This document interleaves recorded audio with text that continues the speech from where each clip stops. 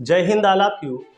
आज के कुछ खास मुद्दे और उनसे संबंधित प्रश्नों को देखेंगे। भारतीय नौसेना द्वारा अदन की खाड़ी में व्यापारिक जहाज़ों के सुरक्षित पारगमन को सुनिश्चित करने के लिए INS कोलकाता ने समुद्री डकैती रोधी गश्त के रूप में 4 मई से 7 मई 2022 तक जिबूती का दौरा किया।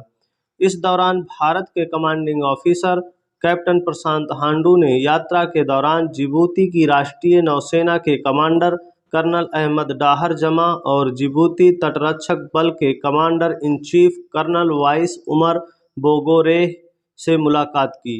आइए इससे संबंधित प्रश्नों को देखते हैं। INS कोलकाता द्वारा हाल ही में समुद्री डकैती रोधी गश्त के रूप में किस देश का दौरा किया? आपके सामने ऑप्शन मेडागास्कर का, सेशेल्स का, जिबूती का या फिर मॉरिशस का। आज के अगले खास मुद्दे की ओर बढ़ते हैं। केंद्रीय गृह एवं सहकारिता मंत्री अमित शाह ने हाल ही में असम के गुवाहाटी के अमी गांव में जनगणना भवन का लोकार्पण और सशस्त्र सीमा बल यानी कि SSB के भवनों का उद्घाटन किया। SSB की स्थापना 1963 में चीन भारत युद्ध के बाद की गई थी। यह पहले भारत की विदेशी खुफिया agency research and analysis wing यानी कि रॉ के लिए सशस्त्र सहायता प्रदान करती थी। इसका मुख्यालय नई दिल्ली में है। 15 जनवरी 2001 को सशस्त्र सीमा बल को एक सीमा सुरक्षा बल यानी बॉर्डर गार्डिंग फोर्स घोषित किया गया और 2003 में गृह मंत्रालय ने उसका नाम सशस्त्र सीमा बल रखा।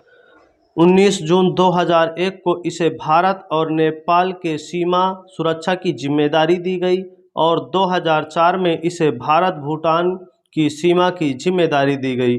फरवरी 2016 में अर्चना रामासुंदरम को सशस्त्र सीमा बल का महानिदेशक बनाया गया। अर्चना रामासुंदरम सशस्त्र सीमा बल की प्रथम महिला महानिदेशक हैं। आइए इससे संबंधित प्रश्नों को देखते हैं। SSB की पहली महिला महानिदेशक कौन हैं? आपके सामने ऑप्शन अर्चना रामासुंदरम, शिवांगी सिंह, अवनी चतुर्वेदी या भावना। अगले प्रश्न की ओर बढ़ते हैं। SSB की स्थापना कब की गई? आपके सामने ऑप्शन 1961 में, 1963 में, 1965 में या फिर 1967 में। आज के अगले खास मुद्दे की ओर बढ़ते हैं। हाल ही में केंद्र सरकार ने टिश्यू कल्चर पौधों का निर्यात बढ़ाने पर जोर दिया है और निर्यातकों को एक नए बाजार तक पहुंच उपलब्ध कराने में सहायता की पेशकश की है।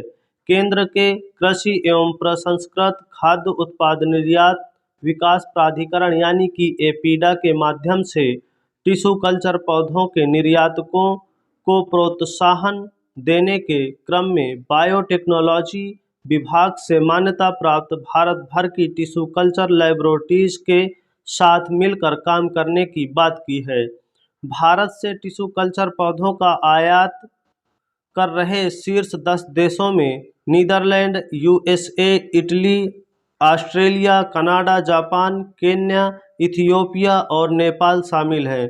2020-21 में भारत से 1.71 करोड़ डॉलर के टिश्यू कल्चर पौधों का निर्यात हुआ। अकेले नीदरलैंड की लगभग 50% हिस्सेदारी थी। आइए इससे संबंधित प्रश्नों को देखते हैं। 2020-21 में भारत से हुए टिश्यू कल्चर पौधों के निर्यात में लगभग 50% हिस्सेदारी किस देश की थी? आपके सामने ऑप्शन जर्मनी, नीदरलैंड, डेनमार्क या फिर ऑस्ट्रेलिया। आप सभी क्वेश्चंस के आंसर कमेंट बॉक्स में बता सकते हैं। हम लोगों ने विस्तार के साथ सभी क्वेश्चंस के आंसर देखे हैं। यदि आपको समझ में नहीं आया या किसी तरह की कन्फ्यूजन है तो आप वीडियो को दोबारा से देख सकते हैं। जय हिंद।